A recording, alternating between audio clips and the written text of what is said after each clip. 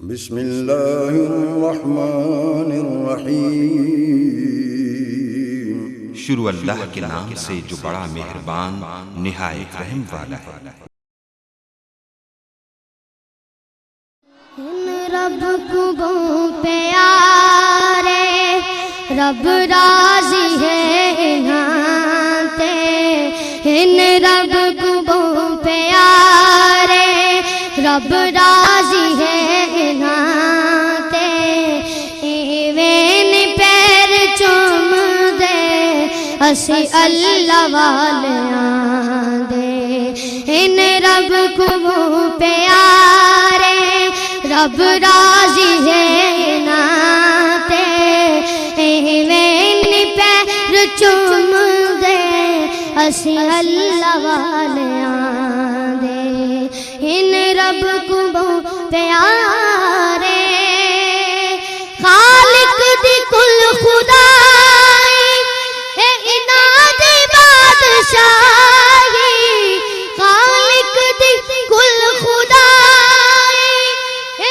اناد بادشاہی، جو چاو دے کر دے اے دین دے سپاہی، جو چاو دے کر دے اے دین دے سپاہی۔ ومن سیئات اعمالنا من يهده الله فلا مضل له ومن يضلل فلا هادي له،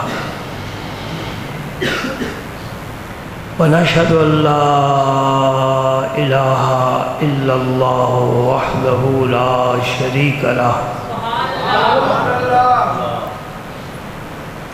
ونشهد أن سيدنا ومولانا محمدا عبده ورسوله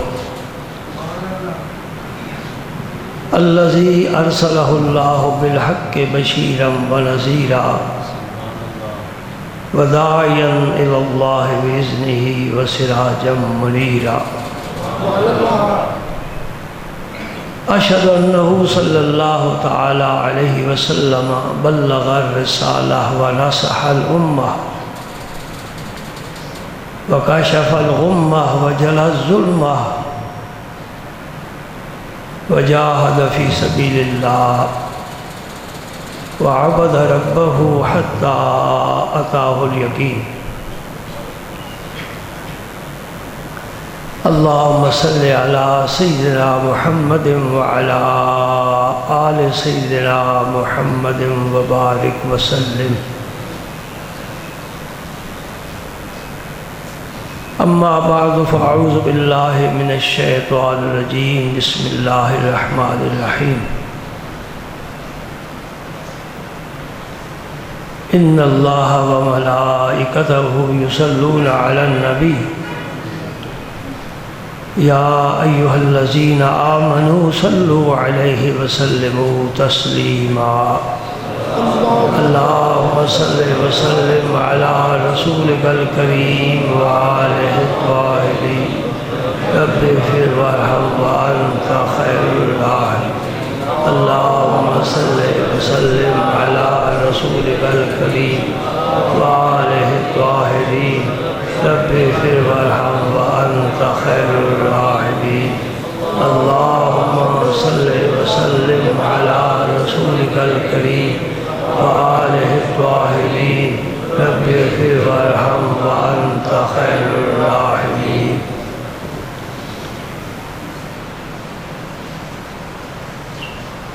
آج محرم الحرام کی 10 تاریخ ہے اور سن ہجری 1440 ہے۔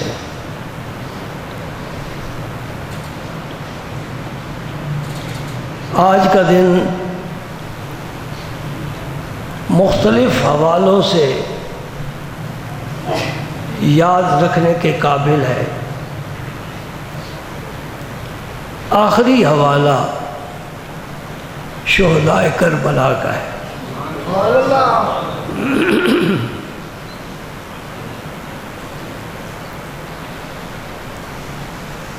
یہ 10 محرم کربلا سے نہیں چلا، یہ قدیم زمانے سے یہ دن خاص دن منایا جاتا رہا ہے۔ جب نبی کریم صلی اللہ علیہ وسلم ہجرت فرما کر مدینہ منورہ تشریف لائے تو آپ نے دیکھا کہ یہودی 10 محرم کو روزہ رکھتے ہیں۔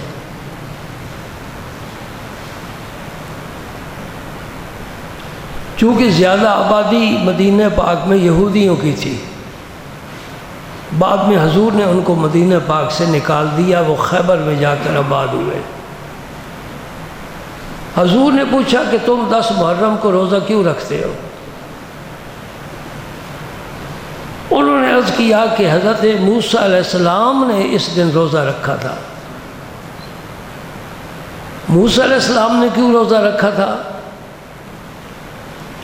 کہ موسیٰ علیہ السلام اپنی قوم کو لے کر فرعون سے نجات پا کر سمندر پار ہوئے، تو جس دن کو اللہ نے بنی اسرائیل پر یہ احسان فرمایا کہ ظالم کے ظلم سے بچ نکلے، اس شکرانے کے طور پر موسیٰ علیہ السلام نے روزہ رکھا ہے۔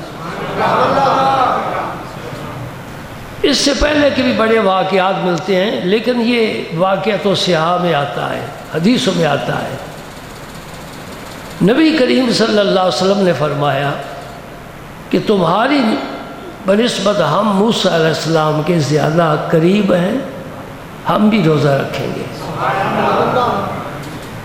حضور نے بھی روزہ رکھا، اور پھر حضور کے روزہ رکھنے کو رب نے اتنا پسند فرمایا کہ رمضان کے روزے فرض کرنے سے پہلے اللہ نے 10 محرم کا روزہ فرض فرما دیا،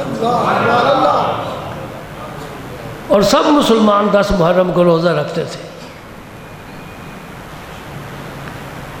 پھر اللہ پاک نے رمضان کے روزے فرض فرمائے، اور یہ 10 محرم کے روزے کی فرضیت منسوخ ہو گئی۔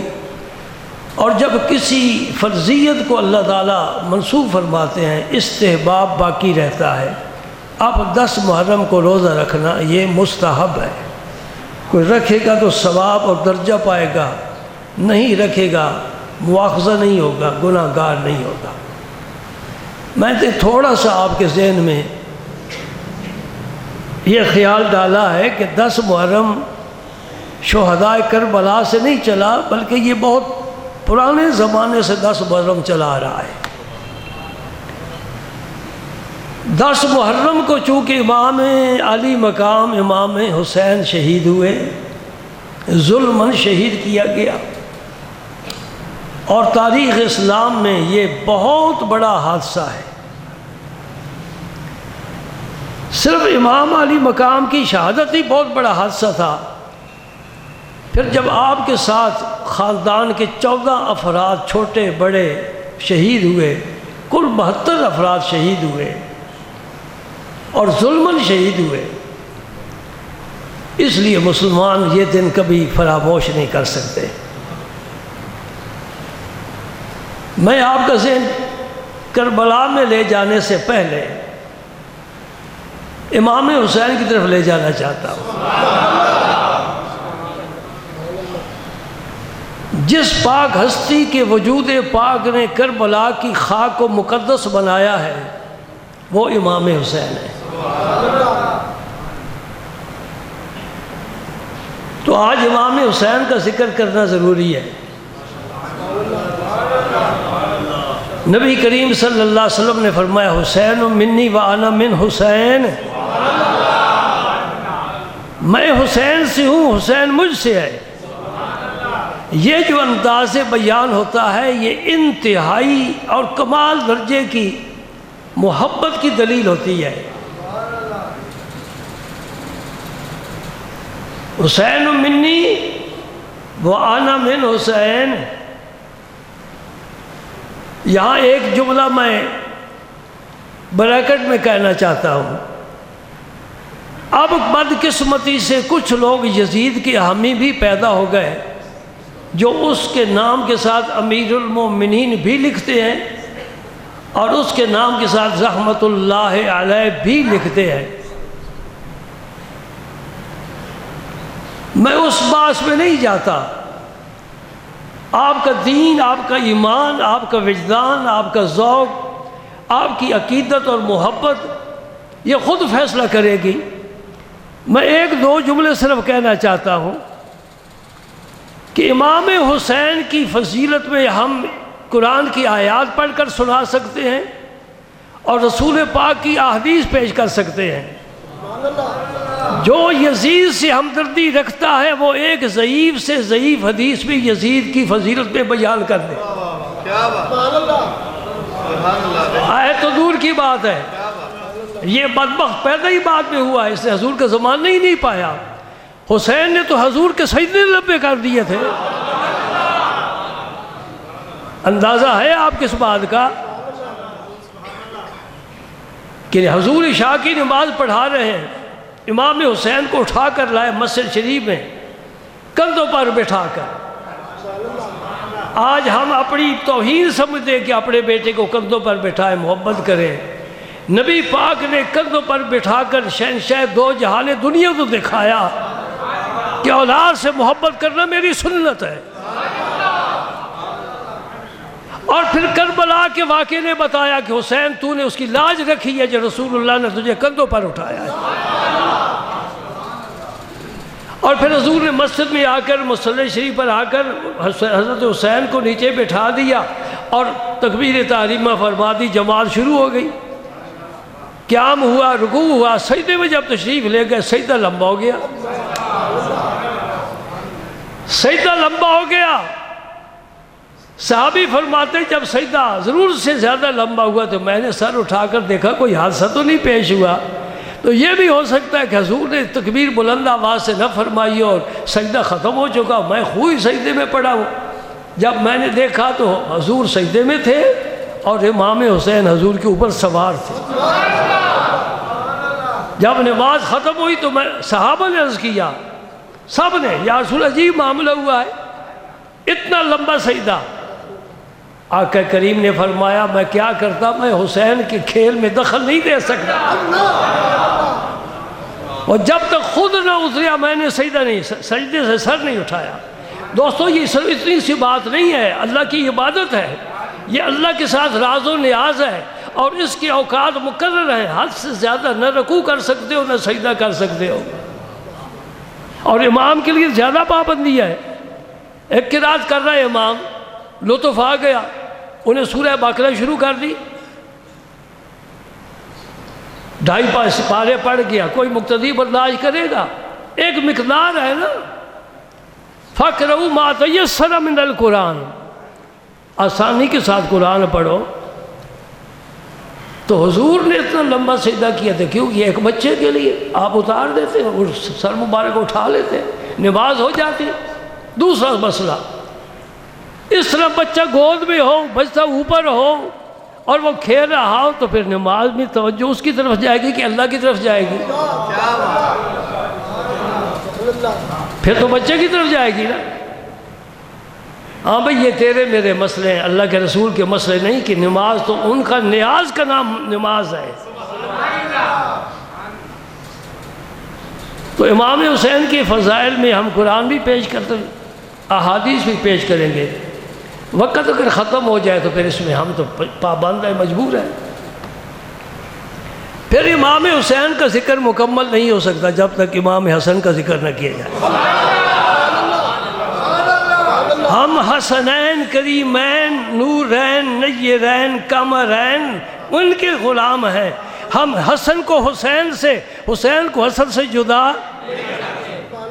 ایک دن میرے پاس پروفیسر صاحب بیٹھے تھے، میرے ذہن میں خیال ہے میں کہ رب نے ایسے نام رکھے ہیں جس طرح چھتری کھلی ہو نا، چھتری اس کو بند کرنا ہو فوراً اس کی تہیں اپنی جگہ آ جاتی ہیں، اتنی سی ہو جاتی ہے۔ حسن اور حسین دو نام ہیں، ان کو جمع کرو تو صرف حسنین کہہ دو۔ یہ ایسے مکس ہو جاتے ہیں جیسے دودھ اور شہد مکس ہو جاتا ہے۔ یہ رسول پاک کے 2 پھول ہیں۔ حضور حضرت فاطمہ سے فرماتے ہیں کدھر ہے حسن حسین، میرے پھول بلاؤ ان کو۔ جب یہ شہزادے آتے نبی پاک ان کے وجود سے اس طرح سونگتے جس طرح پھول سونگی جاتے، پھول سونگا جاتا ہے۔ فرمایا یہ جنت سے پھول ہے میرے لیے آئے ہوئے۔ سبحان اللہ۔ اور وہ بڑے بدبخت لوگ ہیں جو گاڑیوں کے پیچھے سلام یا حسین تو لکھتے ہیں، کبھی بھی آپ کی آنکھیں سلام یا حسن نہیں دیکھیں گے۔ یہ اہل سنت والجماعت ہیں، ایک آنکھ میں حسن کا نام رکھا ہوا ہے، دوسری میں حسین کا نام رکھا ہوا ہے۔ حضور نے دونوں کو کندھوں پر بٹھایا ہے، اور دونوں صاحبزادے اس وقت آ رہے تھے جب سرکار خطبہ ارشاد فرما رہے تھے۔ اب خطبے کے موقع پر تو گھر کے معاملات نہیں نہ ہوتے۔ یہ دونوں بچے آ رہے ہیں مجمع سے، ایک اس کے کندھے پر ہاتھ اس کے کندھے پر، راستہ ملتا جا رہا ہے۔ شہزادے آگے سے آگے بڑھتے جائیں، چھوٹے ہیں، قمیص سرخ رنگ کی پہنی ہوئی ہے، لڑ کھڑاتے ہوئے آ رہے، کبھی گرتے ہیں ہاتھ کے، کبھی اس کے کندھے پر۔ یہ صحابہ کے لیے سعادت نہیں تو اور کیا ہے؟ جس صحابہ کے مجمع میں حسنین آتے جاتے ہوں، اللہ اکبر۔ جب قریب آئے نبی پاک صلی اللہ علیہ وسلم نے اپنا خطبہ روک دیا۔ حالانکہ خطبے میں کوئی بات نہیں کہہ سکتے، نہ کرنے والا نہ خطبہ سننے والا، اس کے آداب ہیں۔ حضور نے خطبہ چھوڑ دیا، اور صرف خطبہ ہی نہیں ممبر بھی چھوڑ دیا، اور حضور نیچے اتر آئے اور دونوں کو اٹھا کر اپنی گود میں بٹھا، ایک کو اس ران پر بٹھا لیا، ایک کو اس ران پر بٹھا لیا۔ سبحان اللہ۔ تو ہم حسن کا ذکر نہ کریں، یہ تو پہلے آئے ہیں۔ امام حسین 6 ماہ بعد میں آئے ہیں، 6 ماہ کا وقفہ درمیان میں، اور امام حسن پیدا ہوئے، حضور گھر تشریف لے گئے حضرت علی کے، فرمایا علی کیا نام رکھا ہے؟ یہ حرب، جنگجو تھے نا، شجاع تھی، دلیر تھے، بہادر تھے۔ اللہ فرمایا نہیں، اس کا نام ہے حسن۔ اور حضور نے اپنے لعاب دہن سے گھٹی دی ہے، اپنا لعاب دہن ان کے منہ میں ڈالا ہے، اور آپ نے عقیقہ خود حضور نے ان کی طرف سے عقیقہ فرمایا۔ پھر جب امام حسین پیدا ہوئے تو حضور پھر گھر تشریف لے گئے۔ علی کیا نام رکھا ہے؟ یہ حرب، جنگ، حرب کا معنی جنگ، جنگ نہ ہو تو مجھے سکون نہیں ملتا۔ حضور نے فرمایا نہیں، اس کا نام حسین ہے۔ فرمایا یہ 2 نام آسمانوں سے آئے ہیں، اور آج دن تک یہ 2 نام کسی کے نہیں رکھے گئے۔ ایک کا نام حسن ہے، دوسری کا نام حسین ہے، اور تیسرے صاحبزادے آپ کے پیدا ہوئے حضرت علی کے، وہ محسن ہیں۔ یہ باتیں یاد رکھنے والی ہیں۔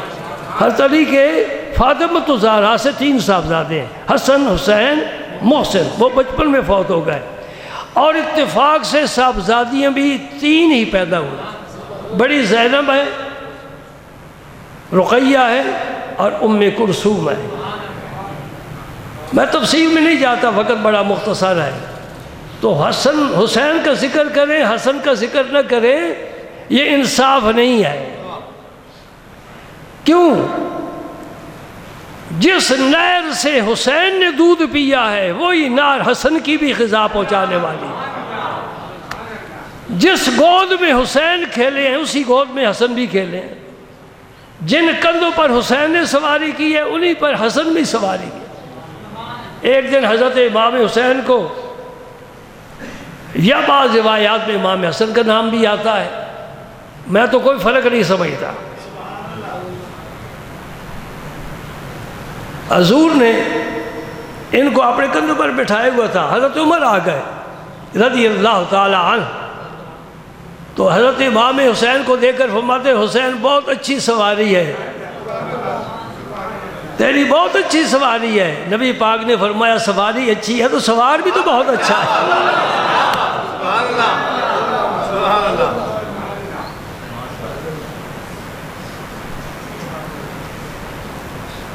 اور جب ان دونوں کا ذکر میں کروں تو پھر علی کا ذکر کیوں نہ کروں؟ یہ نعمت ہمیں حضرت علی کے ذریعے ملی ہے، پوری امت کو حسنین کریمین حضرت علی کے ذریعے ملے ہیں۔ علی کی صرف ایک ہی شان وہ بیان کرتے ہیں، بس دوسری کوئی بھی بیان نہیں۔ وہ کون سی؟ غدیر خم والی حدیث، وہ بھی آدھی نہیں، آخری ٹکڑا۔ اگر کہو تو میں ساری پڑھ کر سناتا ہوں۔ یہ دین تیرا ٹکڑے ٹکڑے ہو گیا ہے، کوئی وہ لے گیا کوئی وہ لے گیا، اس طرح داستان بکھر گئی۔ ہاں جی، داستان بکھر گئی، اس کو جمع کرو تو اہل سنت والجماعت بن جاتے ہیں۔ ہم خارجیوں سے بھی بیزار ہیں، رافضیوں سے بھی بیزار ہیں۔ اعتدال کا رستہ محمد پاک کا اہل سنت والجماعت کے پاس۔ خارجیوں نے علی المرتضیٰ پر کفر کا فتویٰ لگایا ہے، رافضیوں نے علی المرتضیٰ کے بارے کہا ہے کہ اللہ ان کی ذات میں حلول کر گیا ہے۔ حلول سمجھتے ہو؟ چینی ڈالتے ہو نا چائے میں تو حل ہو جاتی ہے، اس کو حلول کہتے ہیں۔ اللہ حلول کر گیا، کس میں؟ علی میں۔ کون کہتا ہے؟ رافضی، جنہیں آپ شیعہ کہتے ہو۔ جاؤ ان کی مجلس سے سنو۔ اللہ اللہ، جو کسی کے اندر آ جاتا ہے، اندر آنے والا چھوٹا ہوتا ہے کہ بڑا ہوتا ہے؟ ایک گلاس چھوٹا ہے نا، ایک بڑا ہے، تو بڑے گلاس میں چھوٹا جائے گا نا، بڑا چھوٹے میں نہیں جائے گا۔ پھر علی بڑا ہو گیا خدا اللہ سے، کیونکہ اللہ نے حلول کر رہی علی میں سوا آگے اللہ۔ پھر اللہ چھوٹا ہے، پھر اللہ اکبر نہیں کہنا چاہیے۔ جب ہم اللہ اکبر کہتے ہیں تو اللہ ہم سب سے بڑا ہے، کائنات کی کوئی چیز کے مقابل نہیں، عرش سے بڑا ہے، قلم سے، لوح سے۔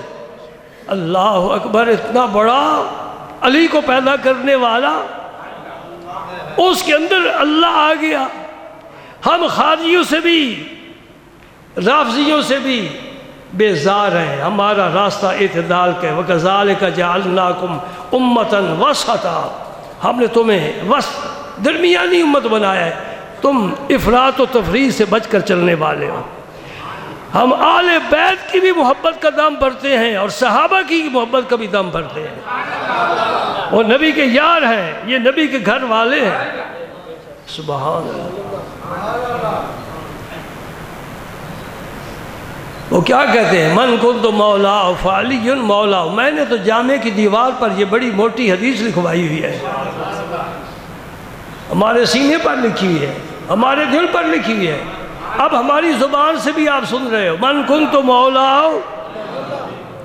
آپ نے اس طرح علی کا ہاتھ پکڑ کے اٹھا لیا۔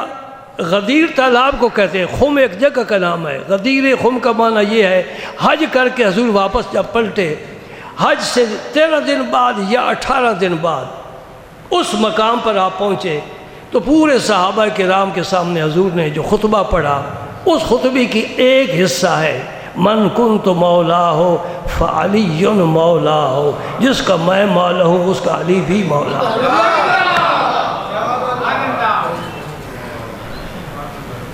اگر آپ سننا چاہیں تو میں پورا خطبہ سنا دیتا ہوں، تمہیں پتہ چل جائے گا کہ کہاں ڈنڈی ماری جاتی ہے، کہاں ملاوٹ کی جاتی ہے۔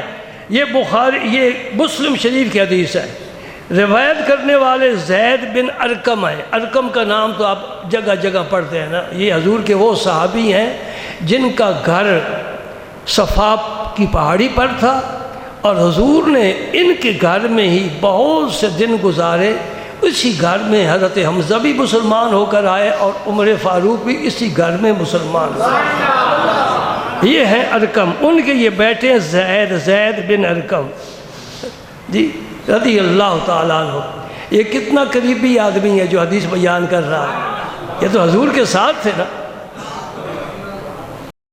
تو ضمناً میں بات تمہیں بتانا چاہتا ہوں اہل علم کے لیے، جب یہ ارقم انتقال فرمانے لگے، زمانہ تھا مروان کا اور وہ گورنر تھا مدینہ پاک کا، اور گورنر ہی جنازے اور نمازیں پڑھایا کرتے تھے، آج تک کے گورنروں کی طرح نہیں کہ سورہ اخلاص بھی یاد نہیں ہوتی، تو وہ اور زمانہ تھا، ظلم بھی کرتے تھے لیکن یہ فرائض بھی وہ ادا، خطبہ بھی خود دیتے جمعے کا، عید کا۔ تو حضرت ارقم نے وصیت فرمائی کہ میرا جنازہ مروان نہ پڑھا، یہ ظالم ہے۔ حضرت سعد بن ابی وقاص جنازہ پڑھا ہے، جو حضور کے صحابی ہیں، فرماتے ہیں یہ میرا ماموں ہے، مجھے کوئی اپنا ماموں اس جیسا دکھائے تو صحیح۔ سعد بن ابی وقاص بڑی فضیلت والے صحابی ہیں، وہ جنازہ پڑھا ہے۔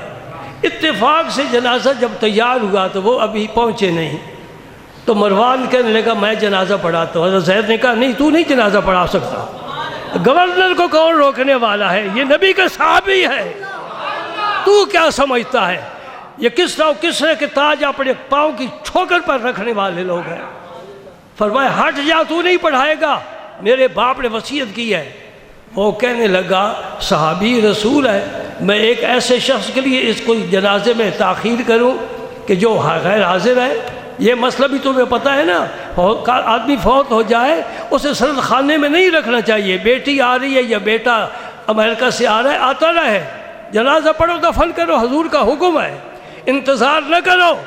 یہ مسئلہ ہے، کوئی عمل کرے نہ کرے اس کی مرضی۔ اب تو مروان پوری طور پر تیار ہو گیا کہ حضرت سعد تو ہے نہیں، میں پڑھاتا ہوں۔ اس نے کہا جتنی دیر بھی ہو جائے جنازہ وہی پڑھائے گا۔ ایک ظالم اور جابر حاکم کے ہاتھ روک لینا یہ بڑے کمال کی بات ہے، یہ صحابہ میں جرأت تھی۔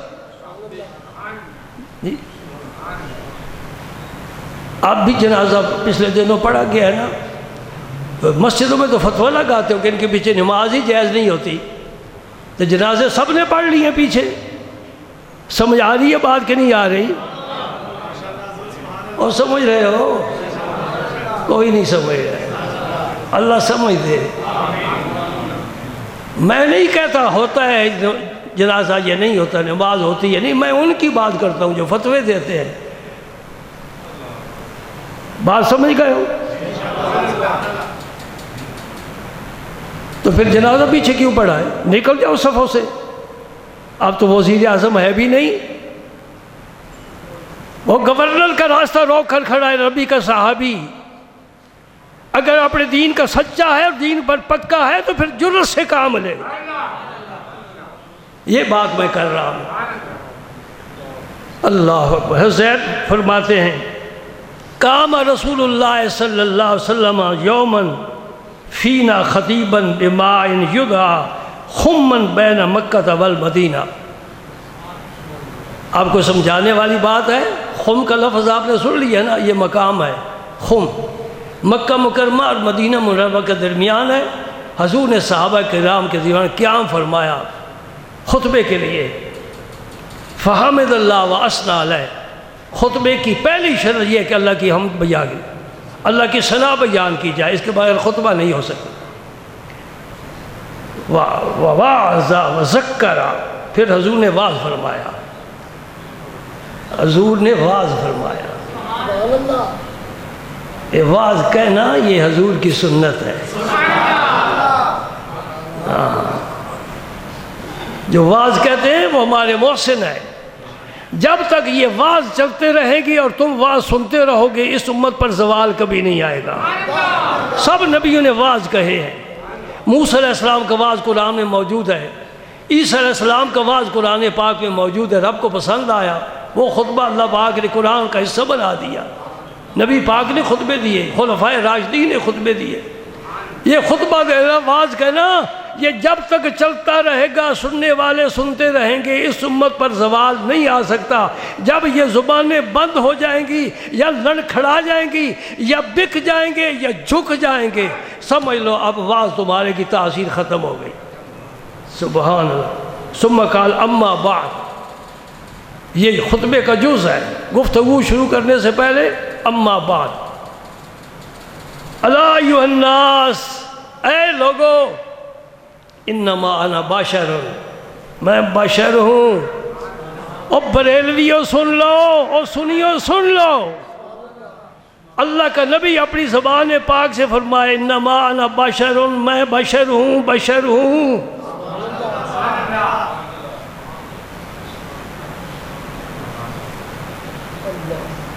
ایک بولے کہ نور ہے۔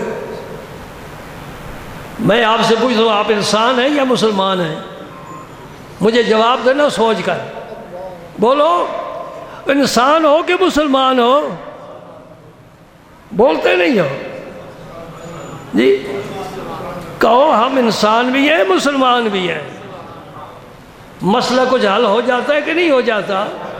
اے شدت نہ اختیار کیا کرو خواہ مخواہ۔ تو جھگڑا بان کیا، وہ کہتا ہے تو مسلمان ہے، کہتا نہیں میں انسان ہوں، وہ کہتا ہے تو مسلمان ہے، وہ کہتا ہے میں انسان ہوں، جھگڑا بان کیا کہ میں تو انسان بھی ہے مسلمان بھی ہے۔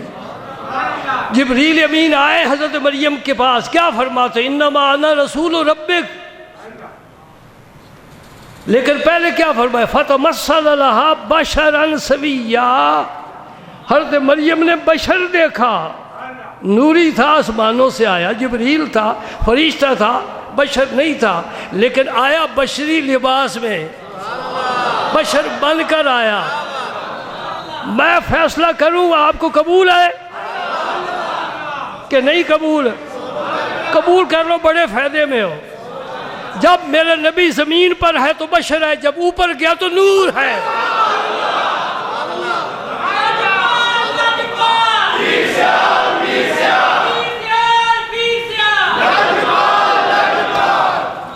یہ چونکہ بات اس وقت نہیں آ سکتی، آگے چلتا ہوں، خطبہ مکمل کرنا ہے۔ کیا فرمایا نبی پاک صلی اللہ علیہ وسلم نے؟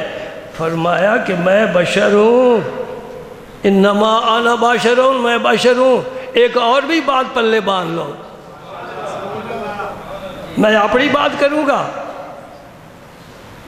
بشریت کا انکار نہیں، لیکن بشریت پر اصرار بھی نہیں۔ آگی سمجھ بات؟ بشریت کا انکار بھی نہیں، بشریت پر اصرار بھی نہیں۔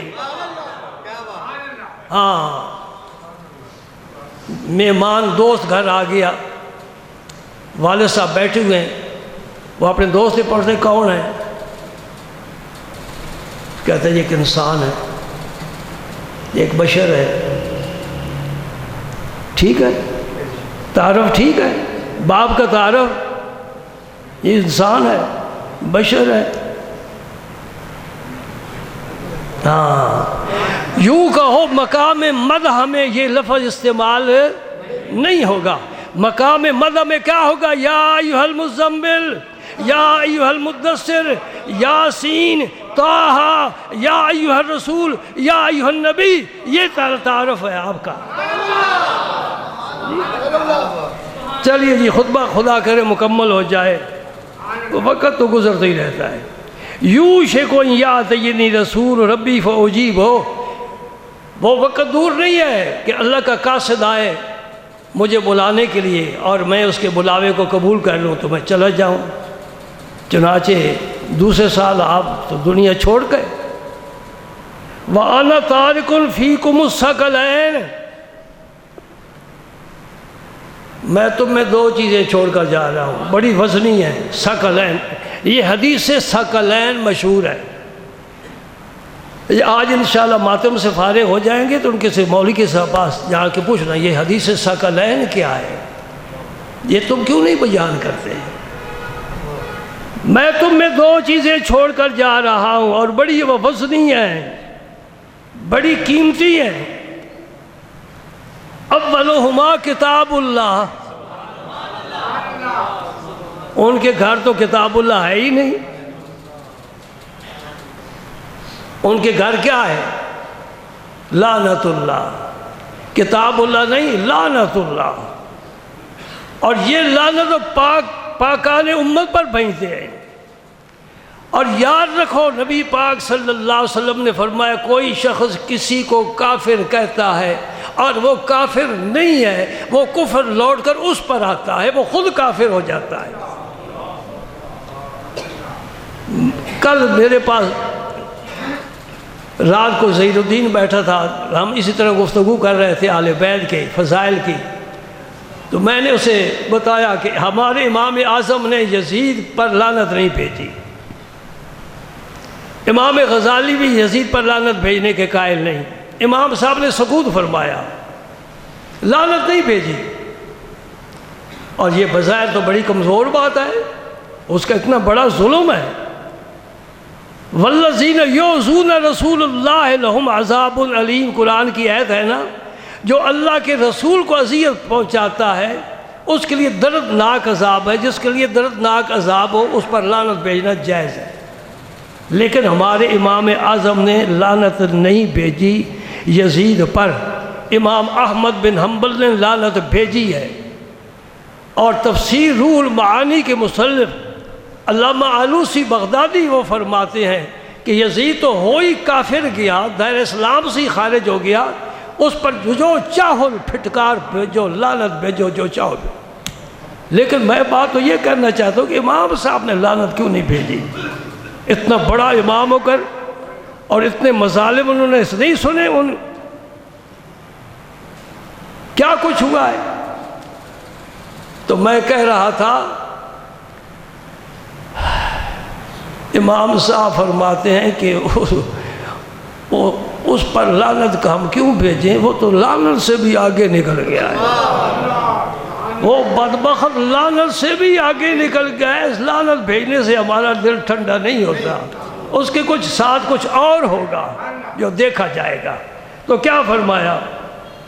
میں تمہیں دو چیزیں چھوڑے جا رہا ہوں، ان میں سے پہلی کیا ہے؟ کتاب اللہ، اللہ کی کتاب یعنی قرآن پاک، فی الہدی والنور، اس میں ہدایت بھی ہے۔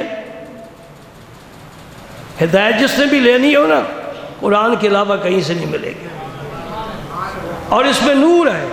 اگر دل ظلمت والا ہے، روشنی چاہتے ہو، قرآن سے روشنی حاصل کرو، تیرا سینہ منور ہو جائے گا۔ ایک صحابی کے بارے حضور نے فرمایا، عبد نور اللہ قلبہ بالایمان، یہ میرا وہ غلام ہے جس کے دل کو اللہ نے ایمان کی نور سے روشن کر دیا۔ وہ آسمان کی باتیں بتانا لگ گیا تھا، فرمایا بس چپ کر، راز راز رکھ۔ یہ حدیث ہے بڑی طویل، اس کو مثنوی نے بھی لکھا ہے، مولانا روم نے، اور داتا صاحب نے کشف المعجوب میں بھی لکھا ہے، اور مولانا اشرف علی تھانوی صاحب نے جب مثنوی کی شرح لکھی انہوں نے بھی اس حدیث پاک کو لکھا ہے۔ فَخُذُوا بِكِتَابِ اللَّهِ وَاسْتَمْسِكُوا بِهِ، حضور نے فرمایا قرآن پاک کو مضبوط پکڑو، مضبوط پکڑو۔ میری بات سمجھ رہے ہو؟ فَحَثَّ عَلَىٰ كِتَابِ اللَّهِ وَرَغَّبَ فِيهِ، حضور نے اور ترغیب دلائی، صحابہ کو بہت زیادہ شوق دلایا۔ صحابہ تو رات دن قرآن پڑھتے تھے، رات دن قرآن پڑھتے تھے۔ بڑی عجیب بات ہے، جس نبی پر قرآن آیا وہ بھی امی، جس قوم کی طرف وہ نبی آیا وہ بھی امی، کاغذ قلم ہے ہی نہیں، اتنی بڑی کتاب کو محفوظ کر کے امت تک پہنچایا، یہ صحابہ کی سب سے بڑی کرامت ہے۔ آپ میری تقریر سن رہے ہیں نا، گھر جا کر لکھنے کی کوشش کرنا، لکھ لو گے حافظے کے زور پر۔ ہم تو بسکٹ کھانے والے، پیسٹریاں کھانے والے۔ کتاب اللہ، اللہ کی کتاب قرآن پاک، ایک لفظ بھی اس سے باہر نہیں، اور کوئی ایک زبر زیر بھی باہر کی قرآن میں نہیں۔ صحابہ کرام نے اس طرح اس کا پہرا دیا، کیونکہ حضور نے اپنے زمانے میں یہ جمع نہیں فرمایا، بس صحابہ کو دیتے گئے یہ آیت، یہ آیت، یہ سورت، یہ آیت نازل ہوئی فلاں سورت کی فلاں آیت کے بعد لکھ لو، فلاں آیت سے پہلے لکھ لو۔ صحابہ کرام نے لکھ لیا جو لکھ سکتے تھے، سبحان اللہ۔ اور دوسری بات کیا فرمائی؟ وَأَهْلُ بَيْتِي، میں دوسری چیز تم میں کیا چھوڑ کر جا رہا ہوں؟ اپنے اہل بیت چھوڑ کر جا رہا ہوں، اہل بیت چھوڑ کر۔ اذکرکم اللہ فی اہل بیتی، اذکرکم اللہ فی اہل بیتی، دو دفعہ حضور نے فرمایا کہ میرے اہل بیت کے بارے میں تمہیں اللہ سے ڈراتا ہوں، اللہ سے ڈراتا ہوں، ان کا حق ادا کرنا، ان کی خدمت کرنا، ان سے پیار کرنا، محبت کرنا۔ امام حسین بیٹھے ہوئے تھے، ابھی بچے تھے، حضرت ابو ہریرہ نے اپنی چادر اتاری اور چادر سے ان کے پاؤں صاف کرنے لگ گئے۔ ابو ہریرہ بڑے صحابہ میں سے ہیں، حدیث کے حافظ ہیں، استاذ الاحادیث ہیں، محدثین ہیں۔ تو حضرت امام حسین نے فرمایا ابو ہریرہ کیا کر رہے ہو، سفید داڑھی ہے، تم بڑے ہو میں چھوٹا ہوں۔ سنو دوستو، تو حضرت ابو ہریرہ نے فرمایا حضرت آپ کی فضیلت اگر لوگوں کو پتہ چل جائے نا تو کندھوں سے نیچے اترنے ہی نہ دیں، ایک کے کندھے سے دوسرے کے کندھے پر، آپ ساری زندگی لوگوں کے کندھوں پر ہی گزار دیں۔ اللہ پاک نے آپ کو وہ عزت، وہ شان، وہ عظمت عطا فرمائی ہے۔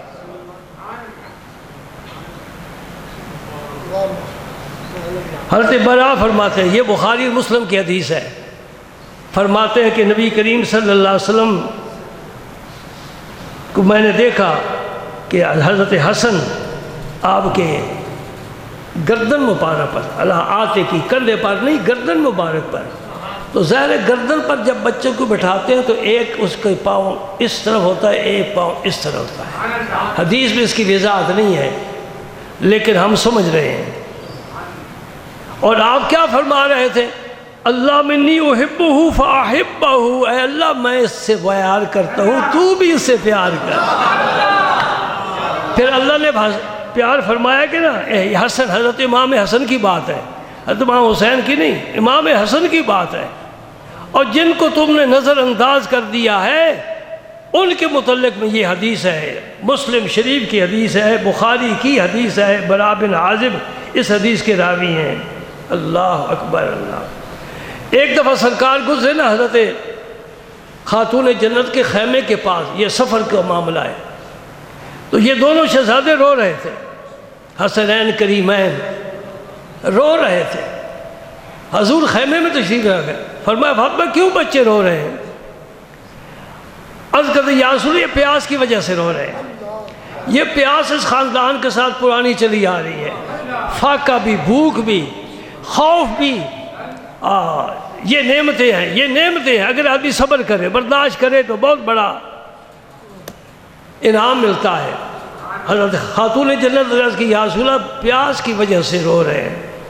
حضور بیٹھ کے زمین پر قدموں کے بال، جس طرح آپ وضو کے لیے بیٹھتے ہو، یہ عاجزی کا بیٹھنا ہے، اور حسن کو آپ نے قریب بلایا، حسن ادھر آؤ، اور سینے سے لگایا، چوما۔ ان دو شہزادوں کے سر مبارک کو چوما، پیشانی کو چوما، رخسار چوما، ہونٹ چومے، ٹھوڑی چومی، سینہ چوما، ہاتھ چومے، حضور نے کوئی حصہ جسم کا چھوڑا ہی نہیں، بہت پیار فرماتے تھے۔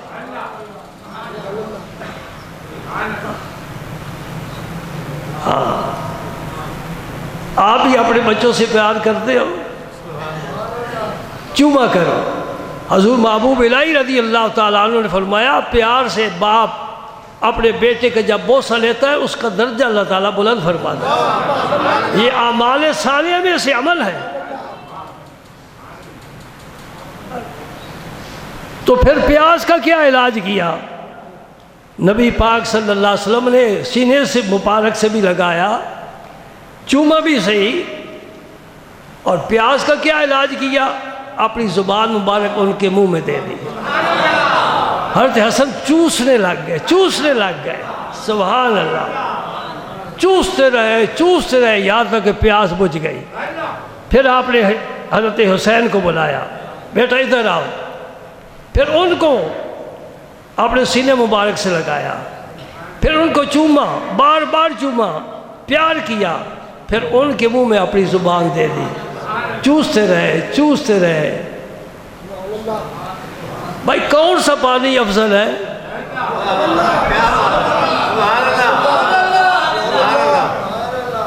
یہ زمزم لاتے ہو نا تو بڑا افضل پانی ہے۔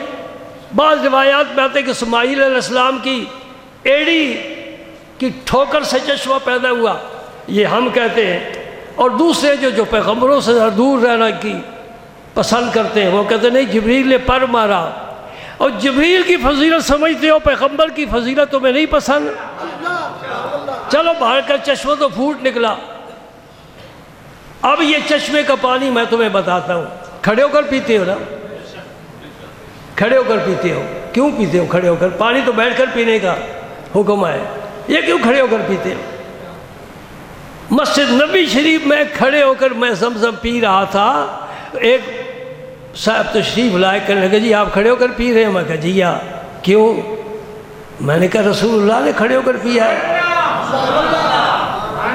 آپ نے خود ڈول نکالا، بیر زمزم سے ڈول نکالا اور اسی ڈول کے ساتھ آپ نے نوش فرمایا۔ اب میں تمہیں فلسفہ بتاتا ہوں کھڑے ہو کر کیوں پیتے ہیں۔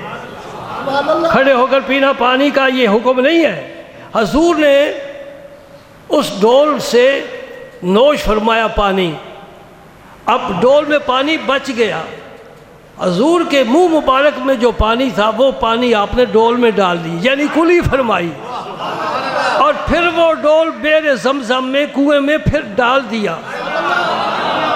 اب جو کھڑے ہو کر پیتے ہو اس کی تعظیم کی وجہ سے پیتے ہو،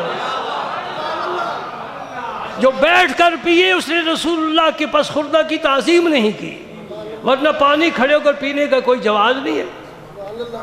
میرے ساتھ ایک صاحب تھے، وہ دبئی سے آئے تھے پاکستانی، اور ذرا کچھ لکھے پڑھے مجھ سے زیادہ تھے، تو وہ کہنے لگے اس کی ایک لفظ انگلش کا استعمال کیا ہے، مجھے تو آتی نہیں انگلش بھائی، میں صرف مڈل پاس ہوں، کہ یعنی اس کا فلسفہ یہ ہے کہ کھڑے ہو کر پیو تاکہ پانی فوراً جسم میں آخر تک پہنچ جائے۔ میں نے کہا صاحب رسول اللہ کے سامنے ان کی مسجد میں ایسی بات نہ کہو، یہ سائنس یہاں نہیں پہنچی، یہ حضور کے زمانے میں سائنس پیدا ہی نہیں ہوئی، سائنس تو اپنے گھر لے جا، یہ پانی کھڑے ہو کر اس لیے پیتے ہیں کہ رسول پاک نے کھڑے ہو کر پیا ہے، بس بات ختم۔ جائے گا تو جسم میں نا، کدھر جانے اس پانی نے، جسم میں جائے گا۔ اس کی فضیلت میں تمہیں بتانا چاہتا ہوں۔ شب معراج جبریل امین نے سرکار کے سینہ مبارک شک کیا، چاک کیا، اور قلب اطہر کو نکال کر تشت میں رکھا، جو تشت آسمانوں سے لائے تھے، جنت سے لائے، کہ وہ سونے کا تشت تھا۔ پھر قلب مبارک کو غسل دیا، کس پانی کے ساتھ؟ کوثر کا لاتے، سلسبیل کا لاتے، نہیں وہ پانی نہیں لائے، زمزم کا پانی۔ تو پتہ چلا کہ جنت میں جو نہریں چل رہی ہیں ان کے پانیوں سے بھی زمزم کا پانی افضل ہے جی، اور اس سے بھی کوئی افضل پانی ہے؟ ہاں جی، اس سے بھی افضل پانی ہے۔ میدان جہاد کرام تشریف فرما ہے، حضرت عمر حاضر ہوئے، عرض کرتے ہیں یا رسول اللہ لشکر میں پانی نہیں ہے، پانی ختم ہے۔ حضور نے فرمایا ڈھونڈو، تھوڑا سا جب مل جائے لے آؤ۔ ایک پیالے میں تھوڑا سا پانی مل گیا، فرمایا لاؤ۔ یہ عالم اسباب ہے، کچھ اپنے اوپر پردے بھی ڈالنے ہوتے ہیں۔ حضور نے اپنا دست مبارک یوں انگلیاں مبارک کھول کر اپنا دست مبارک اس پیالے میں رکھ دیا، صحابہ فرماتے پانی کے چشمے جاری ہو۔ فرمایا اعلان کر دو لشکر میں، جس نے پانی پینا ہے آ کر پی جائے، جس نے وضو کرنا ہے وضو کرے، جس نے برتن بھر کر لے جانے برتن بھر کر لے جائے، جب تک میرا ہاتھ اس پیالے میں رہے گا پانی ختم نہیں ہوگا۔ وہ زمزم سے پانی افضل ہوا، اب اس سے بھی افضل ہم تلاش کریں تو یہ پانی صرف حسنین کریمین کو ملا ہے، جو زبان پاک سے چوسا ہے اور ان کی پیاس بجھ گئی ہے۔ اللہ اکبر، اللہ اکبر۔ بھائی میں کیا کروں، میں جو کچھ بیان کرنا تھا وہ نہیں بیان کر سکا۔ یہ لائٹ آف کرو۔